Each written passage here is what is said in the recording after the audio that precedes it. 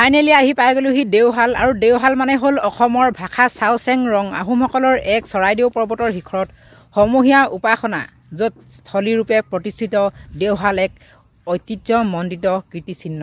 এইফালে চাওক আপোনালোকে এইবোৰ খুঁটা আগৰ দিনতে বৰা চাউল হাঁহ কণী শামুক ভঙা বৰালি মাছ এনেধৰণে চিমেণ্টৰ ঠাইত মানে ইটা লগাই ব্যৱহাৰ কৰিছিল। ইমান ধুনীয়াকৈ এতিয়াও আছে চাওক।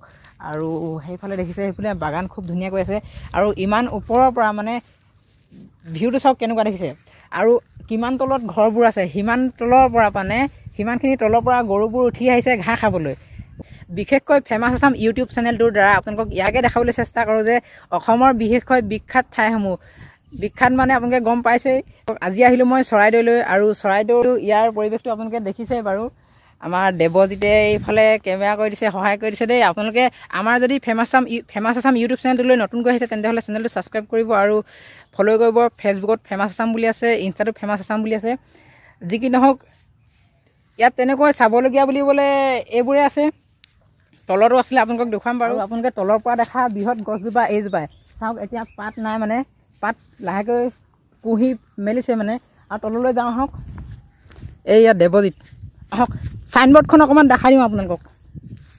আৰু চাওক এইবোৰ গৰু পূৰা চৰি আছে।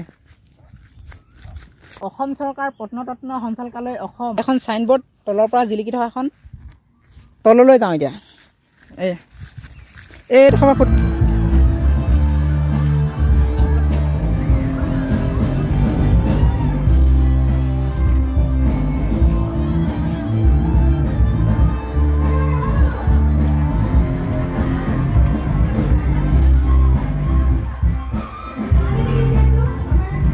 নমস্কাৰ বন্ধুসকল, আজি আহি গ'লোঁ মই চৰাইদেউলৈ আৰু ইয়ালৈ কোন কোন আহিছে কমেণ্টটো কৰিব। পোনপ্ৰথমে আপোনালোক আটাইকে স্বাগতম জনাইছোঁ আমাৰ ফেমাছ আছাম ইউটিউব চেনেলটোলৈ।